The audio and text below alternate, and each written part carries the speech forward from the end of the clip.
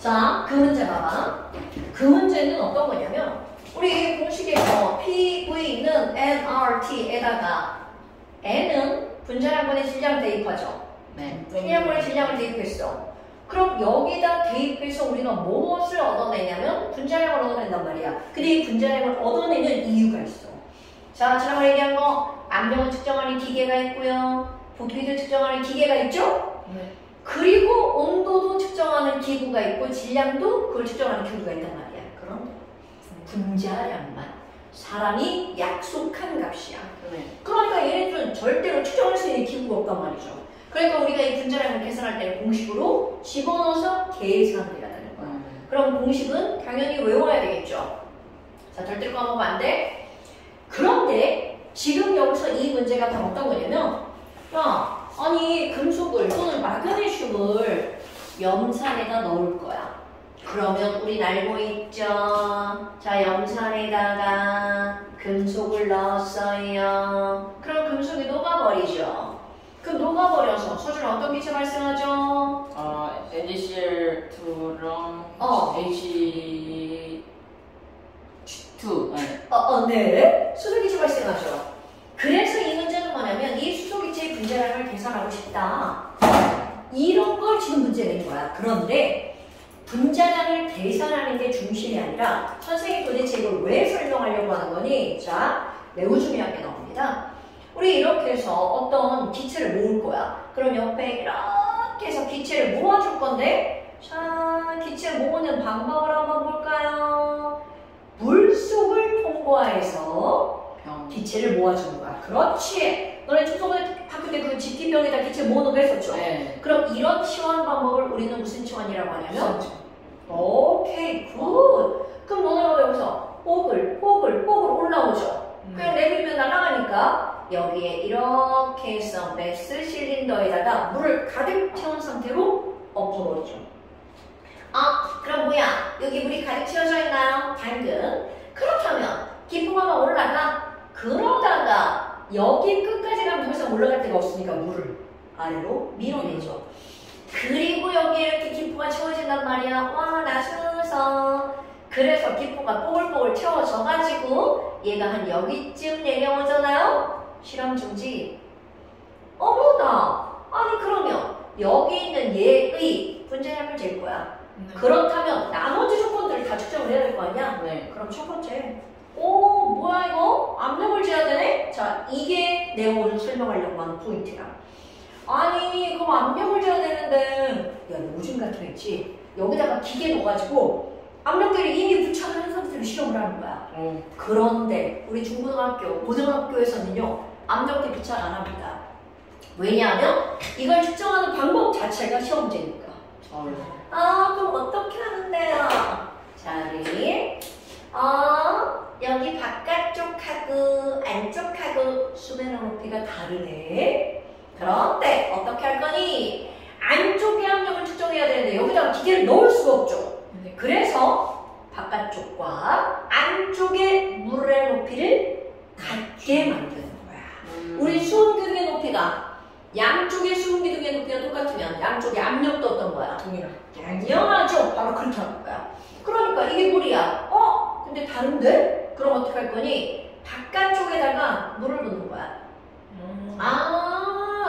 그럼 여기 이렇게 물이 들어가죠. 자, 상상해야 돼? 와우, 물이다. 양쪽 똑같이? 그럼 물이 살짝 누르죠. 그럼 안쪽은 어떻게 돼? 저 양쪽에다, 바깥쪽에다 물을 부니까 물이 이렇게 채워질 거 아니야? 그럼 수면을 높죠. 그렇지. 안쪽은 조금 올라가는 거야. 왜? 막혀 있으니까. 그래서 얘네들은 언젠가는 안팎의 수면의 높이가 같아지는 거야. 그래서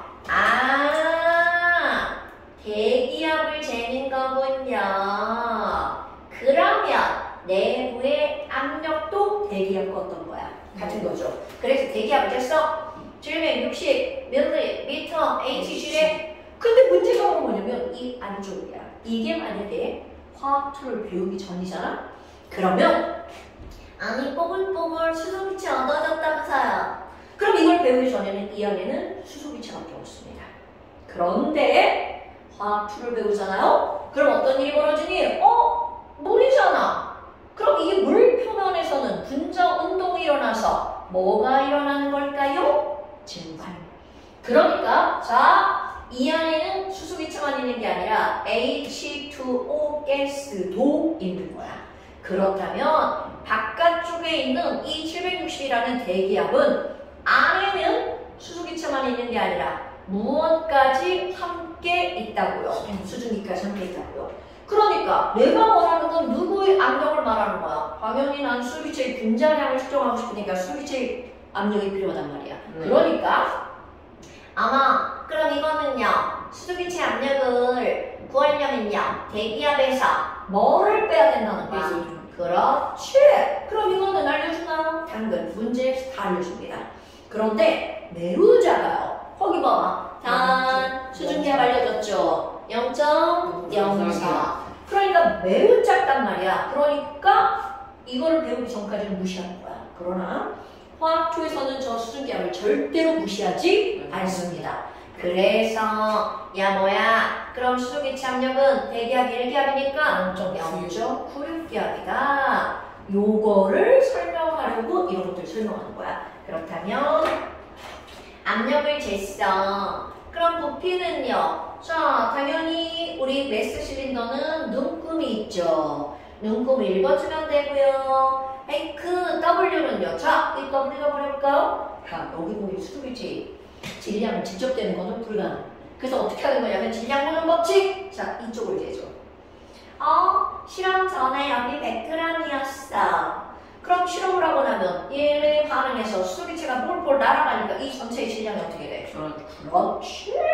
그럼 얘가 만약에 98g이다. 그럼 여기서 빠져나간 수소기체는 몇 g이다? 2g. 그러니까 결국 여기에 모인 질량은 저기에서 실험 전 질량과 실험 후 질량을 비교하면 되겠죠. 근데 너네 봐라.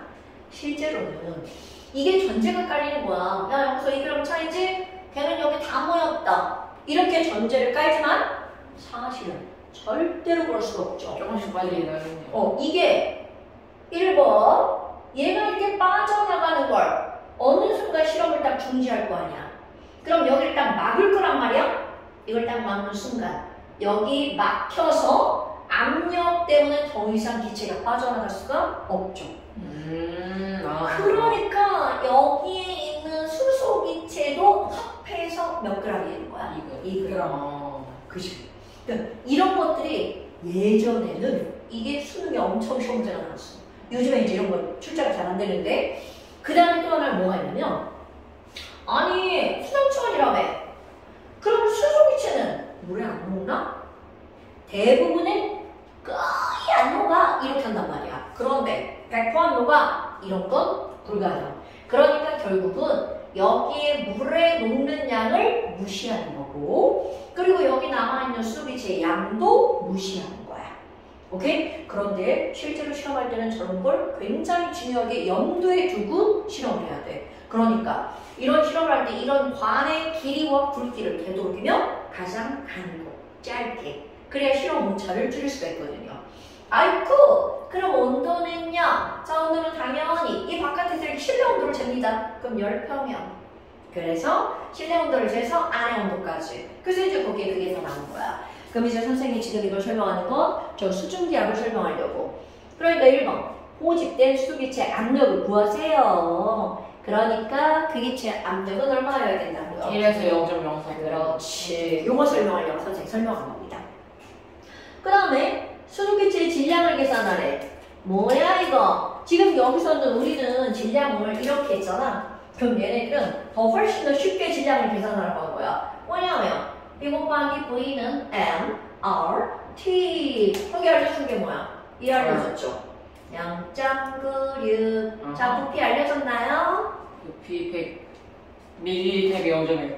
0.1L. 온도 알려줬나요? 27도니까. 300켈빈. R도 당연히 알려주겠죠? 0.08. 0.08. 그러면 몰수를 할 수 있네요. 그러니까 이 문제는 사실은 원래 나오던 문제하고 살짝 다르게 나온 거야. 그럼 이거는 0.08 곱하기 300분의 이거 곱하기 이거 뭔가가 나오겠죠. 그럼 여기서 뭐를 구할 수 있는 거야? 몰수를 구할 수 있죠. 자, 계산하면 얼마인가요? 0.03. 어렵다. 얘는 이렇게 사라지고 0.8이고 3 동그라미 하나 지우고 3, 8, 24 240분의 0.96 0.03? 아, 난 몰라. 난 몰라. 그래? 0.004. 야! 자, 0.003. 그럼 거기서 당연히 수술이 제 분자량 알려줬겠죠. 계산하래 어. 2 곱하면 0.008. 그럼 곱하기 2. 네. 0.008 그램. 근데 이 문제는 원래는 분자량을 구하는 게 목적이야. 그냥 질량 누가 있다 그러지. 여기서 재면 되지. 그런데 먼저 묻는 말에 답하자면 그렇다는 거죠. 375분의 1이 얼마지? 내가 잘못했나? 맞는데? 이거 하는 거야 이거? 네. 왜 안 나눠져? 계산기. 휴대폰 계산기. 이거 어디로 다녀 이거? 아니 애초에 이게 6이잖아. 4로 나눴으니까. 일단 계산해봐 그냥. 계산기로 해봐. 0.96 나누기 2400 241. 짠. 오, 계산이야. 오, 딱 떨어지는 걸. 그래서 자, 이 문제의 핵심은 바로 압력을 구하는 게 이 문제의 핵심이고요. 그것만 나오면 나머지 구하는 거는 그냥 계산에다 집어넣으면 되니까. 원래는 분자량을 구하는 게 이 문제입니다, 여러분. 됐어요? 자, 여기는 당연히 문제를 어렵게 내려고 마음먹잖아? 그럼 엄청 어려워요. 근데 너네들이 실제로 이 기본 내용들을 익히는 것만 하면 그렇게 어렵진 않아. 근데 중요한 건 항상 PB는 NRT 가지고 다 푸는 거라는 거죠. 그래서 이제 여기 중단한 마무리가 나오는데 당연히 중간도 시험이죠. 아니 시험이라네. 숙제죠. 야 중반까지 해야지. 수시는 문제가 너무 많아서 야 문제 보기도 싫다 야. 자 여기 중반 중말 1번까지. 어머 그럴 리가요. 야 왜 손 시려. 뭐가요? 정말 찬바람이 막 여기서 떨어져. 손 시려. 자 중반 40페이지까지. 여기 쇠가 진짜 차가워요. 여기 아래가. 이런데. 야 이거 오랜만에 여기 쓰니까 40페이지까지. 셀리. 되게 어색하네. 막하게 쓰는 게. 또 문제를 나온다. 아니야. 아까 보기 전에 쓰는 거. 자, 됐죠? 예. 여기 중간 좀 어려울 건데 어떤 거를 한번 볼 거냐면 9번 문제 봐봐. 38쪽 9번 문제. 왜냐면 그거 얘기를 선생님이 지난번에 이제 너네들 한번 배웠다고 얘기를 안 했는데 그거는 어떤 거냐면 이제 어려운 건 아니고요. 이런 거야. 우리 하나의 공간이 있어. 그러면 여기에 A 기체가 들어있다 쳐봐. 그럼 이 A 기체가 이 안에 10개가 들어있어. 그럼 우리는 당연히 같은 공간 안에 들어있으니까 이들의 온도는 다 어떨 수밖에 없어요. 그렇죠. 그런데 사실은 똑같을까요? 조금씩 다르잖아요. 아주 조금씩. 그렇다면 이 얘기는 무슨 얘기냐면 아무리 같은 온도고 같은 기체라 하더라도 기체 분자들마다 그들의 운동 에너지는 어떨까요? 당연하죠. 그래서 이들을 어떻게 할 거니? 아니 운동 에너지가 다 다르다며? 그럼 운동 에너지가 10인가, 20인가, 30인가, 40인가 그들의 개수를 세서 그래프를 표현할 거야. 그럼 이게 바로 뭐야? 통계. 우리 반 학생들의 키를 150짜리 몇 명인지 151짜리 몇 명인지 160짜리 몇 명인지 그거를 세가지고 이렇게 하는 거야. 그러면 세상의 모든 통계 그래프 어떻게 나와? 바로 이런 식으로 나오죠. 이런 곡선 수학에서 무슨 곡선이라고 그래? 음. 이런 거 아직 안 배웠나? 그게 뭐예요? 정규 분교 곡선. 네? 니네 이런 거 잘 실감 못하죠? 고등학교 가면 이제 모의고사를 보잖아? 확통 하잖아. 모의고사를 보잖아? 저거 먼저 보여요. 니네 모의고사를 보면 수학 점수. 수학 점수. 전국에 있는 수학 점수가 0부터 100점까지 있잖아. 그럼 10점 맞은 사람 몇 명인지, 20점 맞은 사람 몇 명인지, 이거를 실제로 모의고사 거기에 성적표에 나옵니다. 그러면 아니 35점 맞은 사람이 제일 많아. 그러면 이게 바로 뭐냐면 그것의 무슨 점수? 평균 점수가 나오는 거야.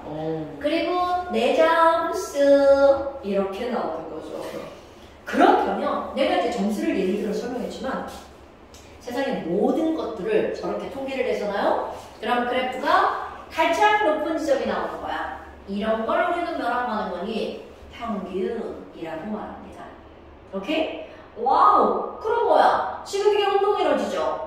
그럼 지금 여기 있는 이 기체의 평균 운동 에너지는 바로 요만큼이라는 뜻이야. 그런데야? 아니 지금 이거 T1일 때야. 또 다른 기체, 이 A 기체를 또 다른 온도에서 얘네들 이런 그래프를 그렸어. 그랬더니 그 그래프가 이렇게 나온 거야. 그럼 얘는 이번에는 평균이 어디에 나오는 거야? 여기가 평균이죠. 네. 그럼 시험 문제. 야, T1이 온도가 더 높은 거야? T2가 온도가 더 높은 거야? 이렇게 시험 문제가 나옵니다. 그런데 우리는 기체 분자의 운동 에너지는요 2분의 3kT잖아요. 그런데 보니까 평균인 운동 에너지가 T1일 땐 요만큼이죠? 네. 그런데 T2일 때는 요만큼이네. 그러니까 운동 에너지가 더 클수록 온도도 더 어떻다는 거야? 크다. 그렇지? 그러니까 T1보다 T2의 온도가 더 어떻다? 높다. 그럼 내가 이제 너네들한테 지금 이 그래프 중에서 알려주려고 하는 건 뭐냐면 아무리 같은 공간 안에 있는 같은 기체라 하더라도 그들은 운동 에너지가 전부 다 똑같지? 같다라는 거야. 그럼 우리가 얘기하는 이런 공식은요 얘네들은 전부 다 무슨 운동 에너지를 말하는 거야? 평균 운동 에너지. 그러면 아까도 이거 똑같은 거 뭐 있어? 2분의 1의 mv제곱이잖아요. 이것도 마찬가지야. 이런 것들을 얘기할 때 이 속도는 평균 속도. 너네 이거 알죠? 네. 위에다 찍으면 평균인 거. 그러니까 우리는 이런 것들을 전부 다 뭘로 따져서 공부를 하는 거야? 평균. 그래서 그 그래프가 바로 그런 뜻입니다. 한번 봐봐. 어머나. 가번을 보니까 T1하고 T2야. 평균 속도가 더 빠른 건 T1일 때야, T2일 때야. 그렇죠? 그러니까 거기서 묻겠죠. 온도는 누가 더 높냐? T2가 더 높다. 그러면 나무도 마찬가지야. 나무 그림에서 보면 이번에는 온도가 똑같고 A와 B라고 하는 두 기체의 평균 속도. A가 빠르다, B가 빠르다. 자, A와 B 두 기체의 평균 속도 누가 더 빨라요? A와 B 평균 속도. 가로축이 평균 속도야? 그러니까 이제 그 다음 시험 문제. 야, 그럼 B가 더 무거워, A가 더 무거워. 가벼운 게 더 빨라, 무거운 게 더 빨라? 가벼운. 당연하죠. 그러니까 B의 평균 속도가 더 빠르기 때문에 B 분자량이 더 작다. 오케이, 작다. 바로 이런 거. 근데 이제 이런 거는 물리에서도 마찬가지고 이런 평균이라는 개념이 상당히 중요한 거야. 오케이. 네. 자, 그 다음에 이 8번은 그냥 한번 니들이 한번 풀어보세요. 그건 별건 아닌데 설명은 안 할게요. 선생님. 네. 추워요. 그죠? 추워서 졸려요. 뭐? 추워서 졸리다고? 사람이 추우면 졸리대요. 바람을 너희한테 짙어를 자, 직접 안 오죠? 네. 니네들도 춥구나. 네. 난 남자애들은 하도 덥다고 그래가지고. 아니 그게 이유가 저희 지금 땀 뻘뻘 흘려놨잖아요. 그게 식으면서 엄청 추워요. 저희 땀 진짜 많이 흘려서 샀어요. 더 젖어 죽어가지고 학교가. 학교가 더워? 네. 왜? 밖에 너무 추워. 추워? 저희 반은 에어컨이 고장난 건 아닌데 고장 난 만큼 더워요. 진짜 진짜 더워요. 말이 안 돼요. 아 진짜? 그러니까 그것을 전기세로 다른 걸 할 정도로. 그러니까 다 똑같은 보일러거든요. 근데 저희 반만 잘 안 나오고. 그럼 안 되지. 그거 얘기를 해야지. 얘기했는데 힘들어서 뭐 고칠 수가 없어요. 야. 그러니까 반을 옮기는 방법이 있는데 이미 다른 반들이 다 차가지고 학교가 좀 에어컨이 많이 고장나니까 그만큼 이미 다른 반 애들은 다 특별실 가 있고 저희 갈 데는 없어요. 13만 스마트 교실수. 그러니까 아니 그러면 한두 달만 고장난 게 아니라는 거잖아. 한 지금 그냥 네반 니네만 고장났어요. 근데 우리는 고장난 이후에 너무 잘 나왔는데. 그래서 제가 지금까지 한 4반 정도 고장났을 거예요. 그러니까 너무 더워가지고. 아니 저희 진짜 그런 게 13반이 저희보다 시원하거든요. 근데 저희는 못 가고 걔네만 가 있어요. 선생님 파워가 거기가 센가 보다. 저희 쌤이 막내라서. 아 그건 안 괜히 돼. 고쳤네. 아니 근데 어떡하냐. 13반 겁나 시원해 진짜. 들어가 근데 진짜 시원해. 손만 내밀어도 와 소리가 나. 아니에요 우리 너무. 그러니까 이게 추워도 문제고 더워도 문제고 어떡하냐. 선생님이 저희 보고 민원 누나래요. 거기다가 교장실에 민원 누나라고 부탁하셨어요. 그거 좀 심각한데? 오형이었어요. 오형이었어요. 자! 그 다음에 제 책이요. 어디 책이야? 내가 필기를 저렇게 했던 거. 되게 구리게 했던 걸로 기억하는데. 등장한 상호작용을 한번 봅시다. 이거 끝이 아닙니다. 소세지 빵 반이. 오늘도 저 먹었어요. 그러니까 이거 어떡하냐. 맨날 이틀 막 학원 하고 6시에 가고 5시 반에. 저희 너무 힘들어. 좀 쉬어야 돼. 그러니까 어떡해. 나 오늘 수영도 못 가야겠어요. 왜? 오늘 잘 수영. 그래서 가도 되는데 엄마가 가지 말고 공부하라는데. 수영해야 된다고. 어디 다녔는데? 저기 로키. 근데 어디냐고. 아 수영. 백다방 옆에.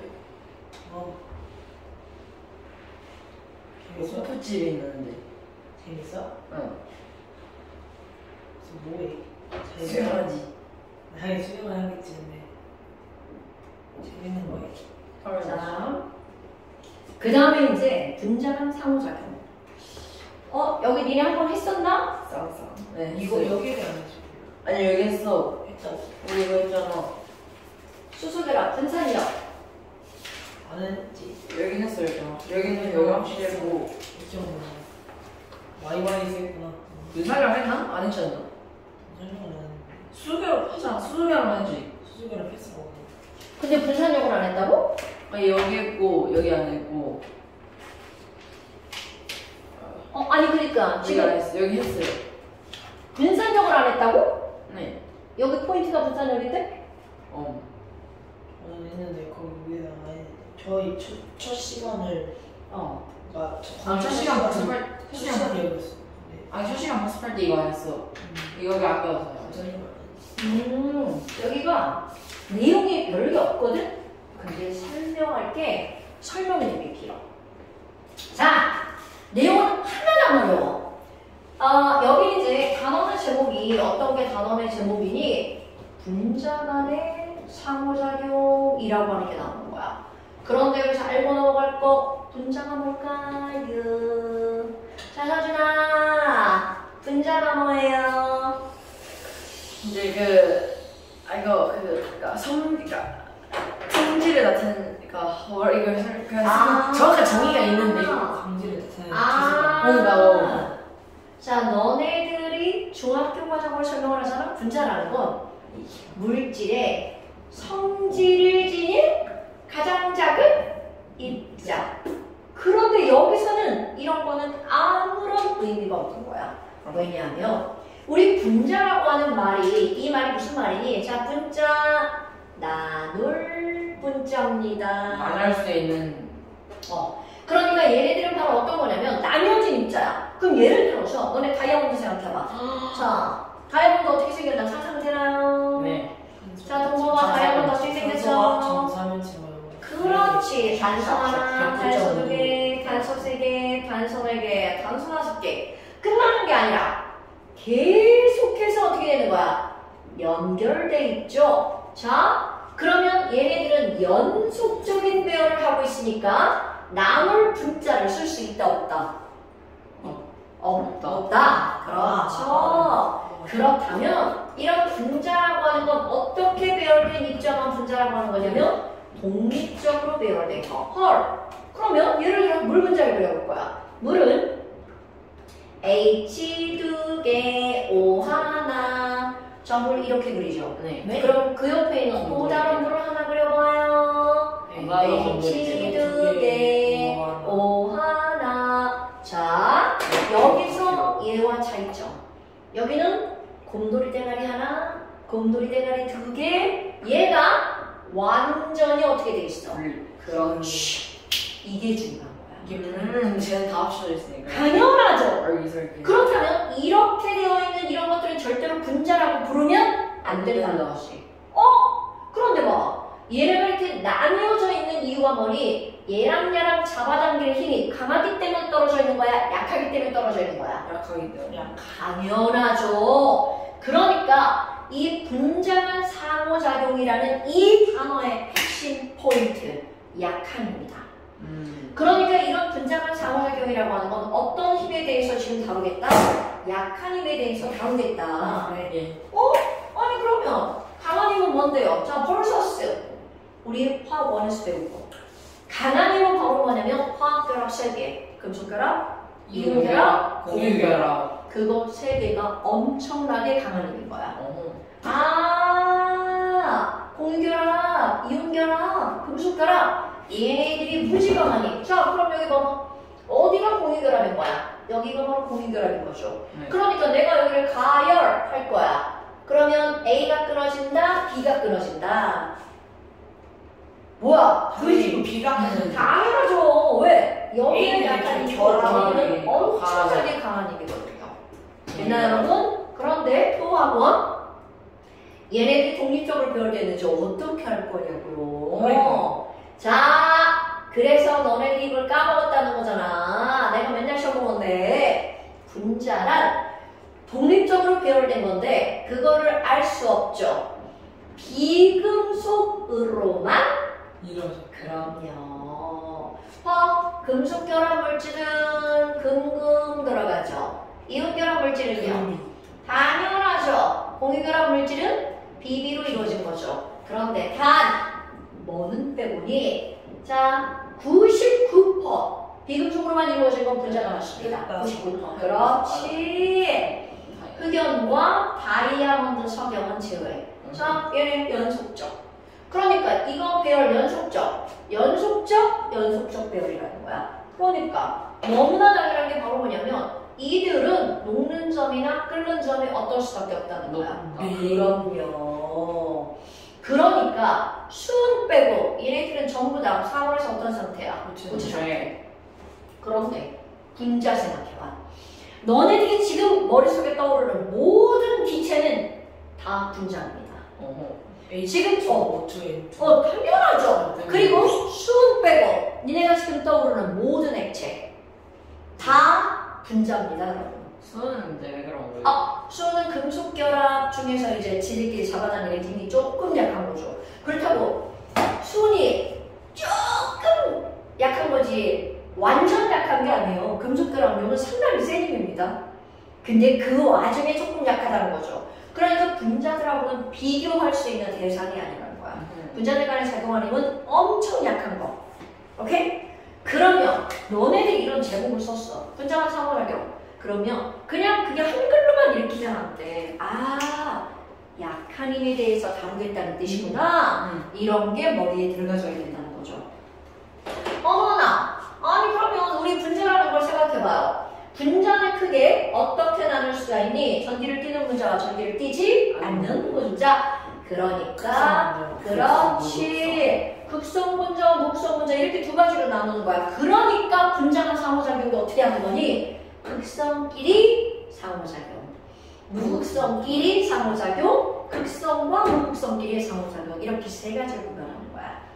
우리 봐봐. 원자는 금속 원자와 비금속 원자 이렇게 두 가지가 있잖아. 그러니까 금금, 비비, 금비. 얘도 똑같은 거야. 극극, 이렇게 세 가지를 구별하는 거야. 오케이? 그래서 첫 번째 뭐를 할 거니? 극성분자와 극성분자 간의 힘. 이거는 설명할 게 없어. 왜냐하면 당연히 극성분자와 극성분자는 지들끼리 전기를 띠고 있잖아. 그럼 예를 들어서 HCl. 와우, HCl. 자, H 전기음성은 얼마죠? 2.1. 오케이. CL은 얼마죠? 잘 모르겠습니다. 3.0. 그러면 가운데 공유한 전자를 누가 세게 끌고 가는 거야? 네. 그러면 그러니까 끌고 갔어요. 어머, 그럼 난 마이너스 뜨고 넌 플러스지. 델타 풀 델타. 그러니까 우리는 이렇게 생긴 HCl인데 그 옆에 HCl이 또 있다고 생각해봐. 헐. 그럼 뭐냐? 얘 마이너스고 얘는 뭐가 되는 거야? 플러스죠. 그러니까 얘네 둘이 야 이리 와 우리 뿔만 끌어당기자 이렇게 되죠. 그래서 자 여기 용어 나옵니다. 용어. 야 아니 그럼 극성분자와 극성분자 간에 작용하는 힘이 있잖아. 자 너는 기억날걸요. 그런 걸 뭐라고 하는 거니? 두 개의 극을 갖는 입자, 쌍극자. 오케이? 그럼 이런 걸 쌍극자 간의 인력. 이런 말 들어봤죠? 네. 네. 난 이런 단어 진짜 너무 촌스럽지 않냐? 쌍극자가 뭐야, 쌍극자가. 근데 쌍극자는 두 개의 극을 갖는 입자야. 그러니까 극성분자 간의 힘이죠. 그럼 얘네들은 결국은 힘의 원천은 바로 무슨力이야? 전기력입니다. 그러니까 더 이상 설명할 게 없는 거야. 그럼 오늘의 포인트는 바로 어떤 거냐면 극성분자와 무극성분자로 설명되는 힘을 설명할 거야. 이게 가장 중요한 거야. 그러니까 내가 여기다 제목을 뭐라고 쓸 거냐면 분산력 이렇게 쓸 거야. 그러니까 너네들이 이 단어를 까먹으면 안 된다는 거야. 엄청 중요해. 분산력이 뭐야? 까먹은 교리래. 안 배운 게 아니요. 분산력. 자, 오늘 설명 들으면 까먹으면 안 돼. 물론 이제 맨날 시험 볼 거니까 안 까먹었지? 분산력은 도대체 뭐니? 자, 여기에 HCl이 이렇게 있어요. 그러면 Cl은 마이너스 뭐, H는 플러스 이렇게 있잖아요. 그런데 그 옆에 어떤 분자 하나가 있을 거냐면 무극성 분자 하나. 네온 한번 해볼까? 자, 네온은 원자번호 몇 번? 당연하죠. 그럼 얘는 K 껍질에 전자가 몇 개 있나요? 2개. L 껍질에는 몇 개가 있나요? 8개가 안에서 빙글빙글 돌고 있겠죠. 자, 그런데 상상하는 거야? 여기 있는 이 HCl이 갑자기 얘한테 야, 네온 나너 좋아해. 그래서 막 다가와. 그런데 자, 상상. 여기 있는 전자, 초긴자 뭐야 저 새끼? 야, 저 마이너스야. 그럼 얘가 갑자기 쟤 오는데? 어떡하지? 그러면 얘랑은 당연히 싫어하잖아. 네. 그러니까 얘가 할 수 있는 일, 나 저 새끼 싫어. 나 저쪽으로 도망. 나 저 새끼도 싫은데? 도망. 그럼 얘도 마찬가지죠. 도망. 이런 식으로 자연계에서 왜 그래? 왜 누가 싫은 애가 있어? 네. 아니 저희와 관련된 일이 아닙니다. 그래? 그러면 지금 너네 봐봐. 분명히 얘가 오기 전에는 전자가 골게 퍼져 있었죠. 근데 문제는 얘 때문에 전자가 한쪽으로 그렇지. 지금 여기서 중요한 단어. 전자가 한쪽으로 어떤 현상이 나타나는 거야? 쏠리는 현상이 나타났죠? 그러다 보니까 또 중요한 단어. 야 뭐야, 아니 분명히 조금만 전기를 띄지 않았었단 말이야. 그런데 이쪽은 갑자기 전자가 많아졌으니까 마이너스 전기를 띄죠. 여기는요, 부족. 그러니까 조금 아까는 전기가 없었는데 전자가 한쪽으로 쏠렸기 때문에 전기가 어떻게 된 거야? 유도되었죠. 오케이?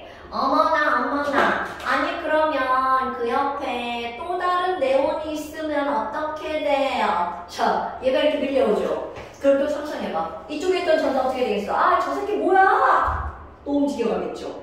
어머나. 그럼 여기 마이너스, 여기 또 뭐가 되는 거야? 플러스가 되겠죠. 그렇다면 여기와 여기 사이에 어떤 일이 벌어지는 거야? 이리 와. 당기는 일이 벌어지겠죠. 여기도 봐봐. 여기와 여기 사이에 어떤 일이 벌어져? 이리 와 하고 당기는 일이 벌어지죠. 여러분 이거 화학 시간 말고 딴 시간에 배운 거 같지 않아요? 정전기 유도. 똑같은 설명이에요. 리물리. 너네 왜 정전기 유도할 때 이렇게 놓고 여기 풍선이라고 거 이렇게 해놓고 맞아요. 막 이렇게 막 플러스 대전체 그러면 여기 전자가 끌려와가지고 여기 마이너스 플러스 여기 마이너스 플러스 돼서 이렇게 끌어당겨지잖아. 네. 똑같은 그림입니다. 근데 이거는 하나의 물질 설명하는 거고 이거는 분자에서 설명할 때 머리는 다 똑같은 거야. 어머나. 아니 그렇다면 이렇게 전기가 유도되다 보니까 얘네 둘 사이에 어떤 일이 벌어지는 거야? 잡아당기는 인력이 작용하는 거죠. 자, 지금 설명한 거 어때? 너무나 당연하게 이해가 되죠? 여기에 용어를 쓸 거야. 이렇게 전자가 한쪽으로 쏠리는 현상을 어떤 단어로 부르는 거니? 치우칠 편자. 왜 우리 초등학교 때는 선생님이 막 특별히 막 이뻐하는 애가 있어. 그럼 뭐라 그래?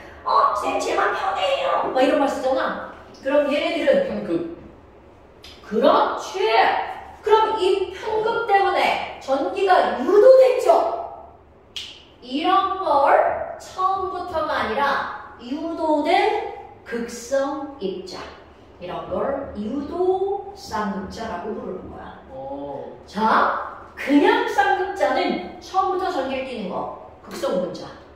그런데 유도 쌍극자는 처음엔 극성이 아니었어. 그런데 전자가 쏠려서 생긴 극성이야. 이런 걸 유도 쌍극자. 자, 다른 말 유발된 원래는 아니었는데 유발된 쌍극자. 또 하나 다른 말 순간적으로 생긴 쌍극자. 그러니까 이건 영원한 쌍극자가 아니라는 거야. 지금 이 순간만. 그럼 얘가 사라지면 원래로 돌아가겠죠. 그래서 이미 순간 쌍극자야.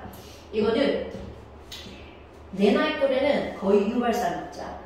조금 젊은 사람은 유도 쌍극자.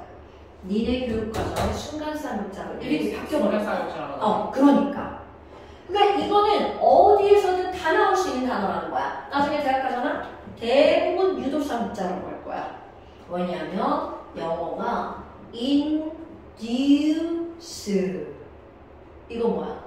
유도하다는 뜻이야. 그렇군요. 응. 유도된 dipole. 영어로 보세요. 자 지워버릴게요. 자 지워버립시다. 이런 것들이 바로 유도 쌍극자. 그런데 지금 여기서 이것도 유도 쌍극자, 이것도 유도 쌍극자죠. 그 둘이서 잡아당기는 힘이 생기잖아요. 이런 걸 뭐라고 하는 거냐면 자 유도 쌍극자 간의 인력. 이게 오늘의 핵심 단어. 이거를 분산력이라고 부릅니다. 그러니까 누군가가 아니 분산력이 뭐예요? 이렇게 묻잖아? 그럼 여기부터 시작하는 거야.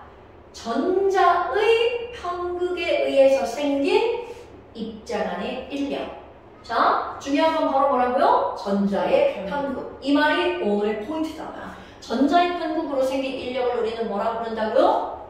분산력. 그래서 나는 이제 이거를 뭐라고 그냥 우스갯소리를 얘기하냐면 분산력이라는 건 이거야 분은 분자량이라고 생각하면 되고요. 산자는 나을 산자. 그럼 이거는 바로 어떤 거냐면 분자량이 나은 힘. 그러니까 분자량 때문에 생긴 힘이야. 근데 왜? 도대체 왜 그렇게 부르니? 이건 바로 어떤 거냐면 그렇다면 너네 봐봐. 아니 편극에 영향을 미치는 요인이 뭐야? 도대체 편극은 언제 잘 일어나니? 너네 봐봐. 내가 지금 네온을 가지고 예를 들었잖아. 만약 헬륨을 가지고 예를 들어봐요. 전자 두 개. 그렇지! 뭐라는 거야? 전자가 두 개밖에 없으니까 편극이 일어난다고 해도 그게 많이 일어나지? 않아. 그런 말? 지금 여기에서는 전자의 개수가 뒷방 중요한 거야.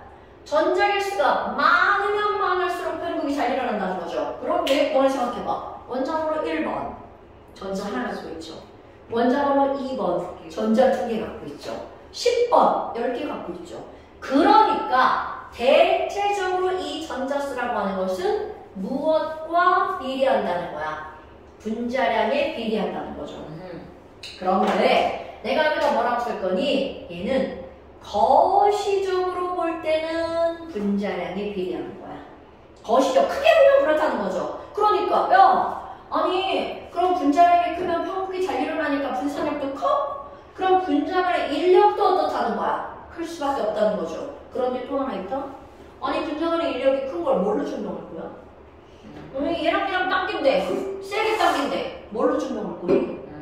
이걸 증명하는 거 바로 녹는 점이나 끓는 점이랍니다. 아, 그러면 이 말에 따르면 분자량이 클수록 녹는 점, 끓는 점은 어떻게 된다? 높다. 당연하죠. 그럼 예를 들어볼까? 분자량이 클수록 EX. 자, 난 이거 외우라고 합니다. H2 분자량 얼마입니까? 2. 계산이 돼. 2의 끓는 점 마이너스 253도. 어? 자, N2 분자량 얼마? 네. 에헤? 그냥 정상적인 이상한 소리를 옆에서 28. 28. 그렇지. 28. 얘 끓는 점 마이너스 196도. 오. 분자량 많이 커졌죠? 끓는 점도 상당히 높아졌죠? 자, O2 분자량 얼마? 42. 아마 쬐끔 커졌다. 그러니까 분자량 쬐끔 커졌으니까 끓는 점도 3 그렇지. 쬐끔밖에 안 높아진 거야. 네. 그리고 하나 더 해봐. CL2. 자, CL2는 분자량이 얼마야? 1. 71. 굿. 얘는 끓는 점 얼마냐? 마이너스 34도야. 그러니까 많이 높아지니까 끓는 점도 많이 올라가지. 그러니까 결국 무슨 말이니? 아, 분자량이 클수록 끓는 점이 높아지는 거구나. 그거는 왜 그러는 거니? 바로 전자의 편익 때문인 거야. 아하? 그래? 아니 그러면 두 번째. 아니 그럼 분자량이 똑같으면 끓는 점이 다 똑같아요? 절대로 아니겠죠. 그래서 나오는 게 뭐가 나오니? 표면적이라고 하는 게 등장합니다. 그럼 얘네들은 C4H10. 자, 이거 이름 뭐예요? C4H10. 뷰테인. C가 4개, 뷰테인. C가 3개. 프로페인. C가 5개. 펜테인. 오케이. 그러면 지금 여기는 얘를 보잖아. C 하나, C 2개, C 3개, C 4개. 그리고 여기에 하나, 둘, 셋, 넷, 다섯, 여섯, 일곱, 여덟, 아홉, 열. 와우. 이 친구 어떻게 생겼어? 요 따위로 생겼죠. 지네. 자, 그런데 봐. 이렇게 탄소 4개를 일렬로 배열하는 게 아니라 3개 이렇게 갖다 놓고 가운데 탄소에다가 이렇게 붙였어요. 그리고 H 붙여봐. 하나, 둘, 셋, 넷, 다섯, 여섯, 일곱, 여덟, 아홉, 열. 이렇게도 되네. 그렇죠. 아이 미래 교육과 저기서 이런 걸 안 가르쳐서 그래요. 원래는 막 배워야 되는데. 그럼 이렇게 생겼잖아? 그럼 얘도 C가 4개, H가 10개짜리야. 그럼 뭐? 이름은요. 얘도 뷰테인이에요. 얘도 뷰테인이에요. 저거 그 하이탈 나왔어. 그치. 저거 뭐였더라? 그럼 봐. 분자식은 똑같죠? 근데 구조가 달라. 그런데 화학에서는 구조가 다르잖아? 완전히 다른 물질이야. 그럼 얘네가 완전히 다른 물질이라는 건 녹는 점, 끓는 점 이런 게 다르다는 뜻이잖아. 그래서 얘 녹는 점을 조사하잖아? 얘는 영하 42도야. 그런데 이거 뷰테인이지. 얘는 영하 11.5도야. 그런데 얘는 0.5도야. 바뀐 거 같다? 이게 노멀이지. 아니 왜 이야? 이러면 안 돼야.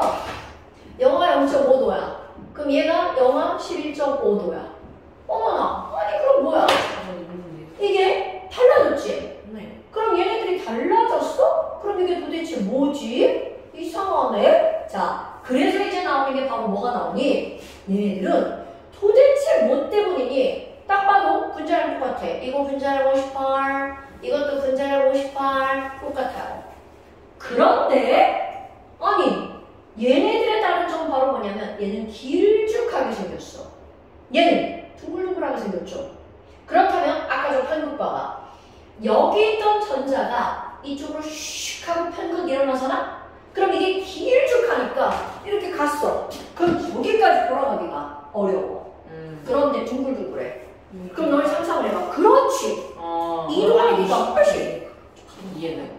그래서 어떤 게 나오는 거냐면 이렇게 길쭉한 놈은 표면적이 어떻다는 거야? 크게 나오죠. 되는 차. 오케이. 그래서 이렇게 길쭉한 놈의 끓는 점이 더 높다라는 거죠. 오케이? 얼마 차이는 안 나죠? 얼마 차이는 안 나지만 표면적이 어떨수록 클수록 이들의 분산력도 어떻게 된다는 거야? 커진다는 거죠.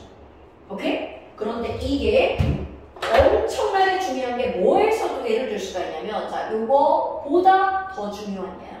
수소기체. 네. 그리고 헬륨이야. 자, 얘네 분자량을 분자랑 비교해볼까요? 똑같네. 수소는 분자량이 2죠. 네. 그런데 헬륨은 분자량이 4야. 그럼 분자량만으로 따지면 헬륨이 더 높잖아. 그런데 전자개수를 볼까요? H2 전자개수면 두 개. 그렇지. 헬륨이면 예. 그쵸? 그럼 전자개수가 똑같죠? 그런데 생김새가 완벽하게 다르죠. 오케이! 얘는 이따위로 조랭이떡처럼 생겼단 말이야. 그런데 얘는 완전히 땡그랗게 생겼죠.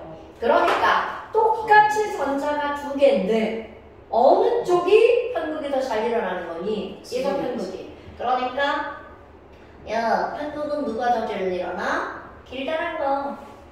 오케이? 네. 그러면 분산량은 누가 더 큰 거야?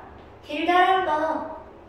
그걸 어떻게 설명할 거야? 그들의 끓는 점이 얘가 더 높은 거냐? 그렇다는 거겠죠. 자, 수소의 끓는 점 마이너스 253도. 얘는 끓는 점이 마이너스 269도. 그러니까 차이는 얼마 안 나죠?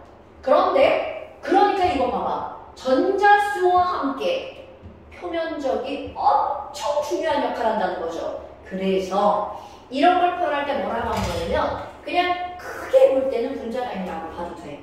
근데 분자량이 비슷하잖아? 아니면 똑같잖아? 그럼 그들은 전자의 편극이 엄청 중요한 거죠. 그럼 그 편극에 영향을 미치는 또 하나의 요인이 바로 뭐라는 거야? 표면적. 그래서 이런 걸 표현할 때 거시적으로 볼 때와 이거는 뭐라고 할까? 거시적의 반대말. 미시적. 아, 좀 어려운 단어인가요? 미시적. 미생거릴 때 미세. 작은 미자, 큰 자. 크게 볼 때, 작게 볼 때. 오케이? 거시적 표현, 미시적 표현. 이런 국어 시간에 좀 한 것 같지 않아요? 네. 그럼요. 거시적으로 볼 때는 분자량에 비례하는 거고, 미시적으로 볼 때는 표면적에 비례하는 거야. 오케이? 네. 영국에 따뜻한 물 나와요. 네. 왜 추워? 네. 아, 야! 따뜻한 물 넣고 싶어요. 야, 그 정도로 추워, 지금? 근데 저물 떠도 돼요? 너무 따뜻한 그 정도로 춥다고? 데뷔 뭐라고 해요? 응? 데뷔 어떻게 할 거야? 딱 그 이제 기출픽이랑 찬스. 문제지만 두 번만 풀면 돼. 기출픽은 진짜 쉬워요, 근데. 아, 그래? 기출분이 중학교에 있어. 어려웠는데. 아, 기출픽 있어. 진짜 쉬워. 진짜 한 문제 푸는데 5초간 걸려요. 근데 이 중학교 오는 문제는 진짜 풀 게 없는데 문장을 잘 읽어야 돼. 선생님들이 살짝 막 틀리게 유도해 놓는 그런 문장들이 있어. 살짝 봐가지고. 문제가 어렵잖아. 중학교 이제 절대 절대마 성실쌤이 뭐 보시겠어. 네. 네. 제 학생이 너무 착하셔가지고. 자, 그 다음에 수소결합. 애매. 자, 수소결합이라고 하는 건 너네들이 이제 많이 들어봤단 말이야. 그죠? 그럼 수소결합이라고 하는 걸 너네들이 머릿속에서 어떤 걸 기억해야 되냐면 우리 지금 배우고 있는 게 뭐야? 분자 간의 인력이죠. 그럼 분자를 크게 몇 가지로 구별하냐면 두 가지로. 무슨 분자와 무슨 분자? 극성 분자와 무극성 분자. 그런데 극성이 좀 센 놈들이 있어요. 극성이 좀 센 놈들? 그거를 따로 분류를 해서 우리 뭐라 분류하는 거야? 수소. 그렇지. 수소 결합 물질 이렇게 따로 분류를 하는 거야. 그런데 도대체 극성을 어떻게 따질 거니? 극성의 크기가 무엇에 의해서 결정이 되는 거니? 전기, 음성도의 차이. 자, 예를 들어 좀 아까 우리 HCl을 예를 들었잖아. 그럼 HCl의 전기 음성도가 2.1과 3.0이야. 그러니까 얼만큼의 차이가 생기는 거야? 0.9. 그런데 HF를 한번 생각해볼까요? 아이고 그래 1.9나 차이가 나잖아요. 이렇게 특별하게 좀 많이 차이 나는 애가 있어. 그래서 이 수소결합 물질이라고 하는 건 바로 어떤 거냐면 자 누군가가 수소결합 물질이 뭐야? 이렇게 물으면 반드시 H 들어갑니다. H와 전기 음성도가 제일 큰 누구? F 그냥 또는 두 번째 큰 놈 O 또는 N. 또는 N. 이거 세 개를 딱 사람들이 정의를 내려온 거야. F와 F 또는 O 또는 N. 근데 이제 가끔 친구들이 쌤 이상해요. N도 전기음성도 3.0이잖아요. 그럼 얘랑 뭐가 달라요? 그런데 이 전기음성도는 원래는 소수점 세 자리까지 있는 거야. 근데 우리가 외우기 쉽게 애들을 다 이렇게 조작하는 거죠. 그러니까 실제로는 얘보다 얘가 더 큰 숫자라는 거야. 그래서 가장 큰 거 세 개 바로 뭐라고요? 폼. 그래서 H와 F 또는 O 또는 N이 어떻게 하고 있는 거냐면 자 강조 직접 공유결합한 물질. 그럼 이 얘기는 어떤 거냐면 야 H와 F가 결합하고 있어. 그러면 HF죠. 네. 이거 하나밖에 없어. 근데 H와 O가 공유결합 물질 하잖아요. 가장 대표적인 게 물입니다.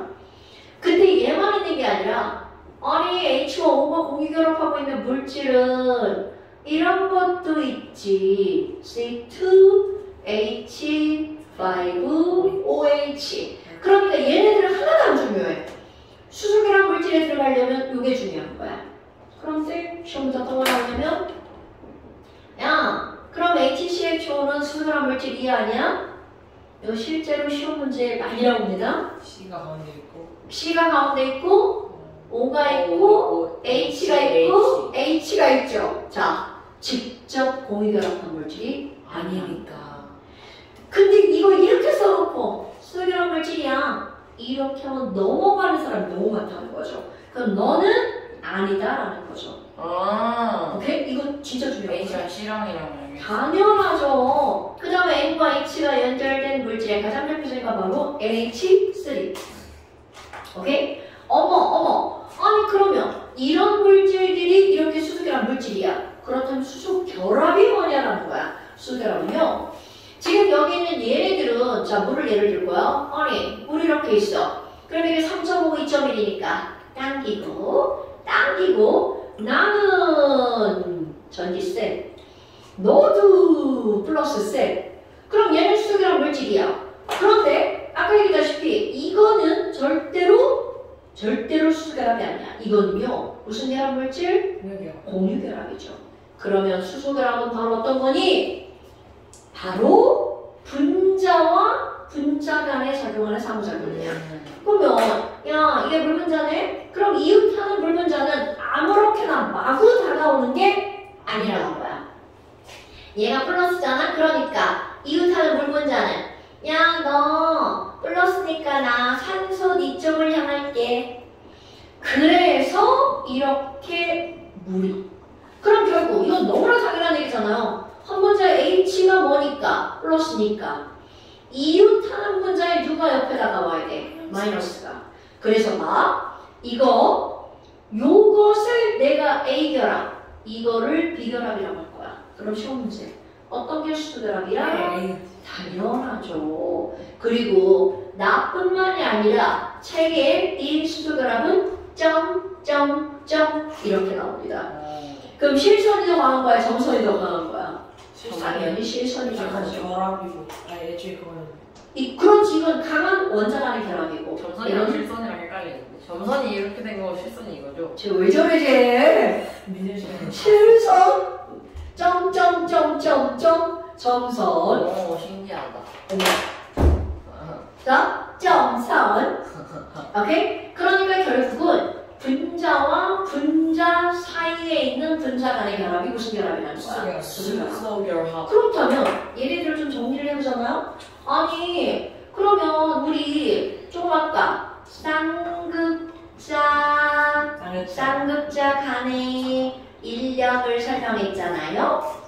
그러면 분산력도 설명했잖아요? 그리고 수소결합도 설명하잖아요?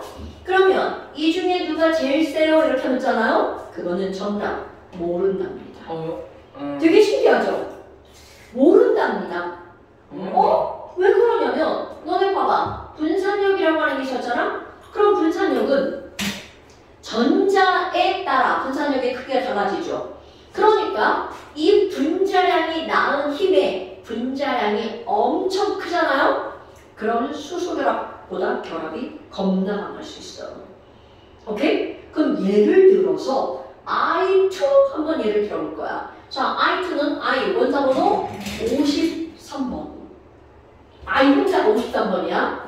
원자량 128. 그러니까 I2면 무려 128이 2배. 246. 256. 에? 28이잖아. 128. 123이라고. 그러니까 이 I2는 분자량이 무려 250이 넘어간단 말이야. 그런데 물 생각해봐. H2O야. 분자량 18밖에 안 되죠. 그럼 얘는 끓는 점이 100도씨잖아? 분자량 18인데 100도씨잖아? 그럼 우리는 사실 100도씨가 낮은 온도가 아니에요. 높은 온도야. 그런데 얘는 끓는 점도 아니고 녹는 점이 100도가 넘어가요. 아, 이게 녹는 점 정확하게 기억이 안 나. 118도인가? 그 정도 될 거야. 118도쯤. 상온에서 거치고. 당연하죠. 그러니까 봐봐요. 무극성 분자임에도 불구하고 수소결합 물질도 아니고 극성 분자도 아닌데 녹는 점이 상당히 높아. 그 이유는 얘는 뭐가 크기 때문이라는 거야. 분자량이 크기 때문인 거야. 오케이? 그렇다면 수소결합이라고 하는 거 극성이 되게 강하잖아. 이제 우리가 수소결합 표현할 때 수소결합은 되게 강한 힘이야 이렇게 표현하잖아. 거기에 전제 조건이 들어갑니다. 분자량이 비슷한 다른 물질보다 라는 전제가 들어가는 거야. 자, 다시 한번. 우리는 야 수소결합 물질은 극성이 좀 센 물질을 따로 분류하는 거죠. 그래서 수소결합 물질을 하잖아? 얘네들은 힘이 되게 세 이렇게 표현을 해. 그런데 거기 전제 조건 바로 어떤 조건이 똑같아야 된다고요? 분자량이 비슷한이라는 표현이 들어간대. 그래서 어떤 문제가 나오냐면요.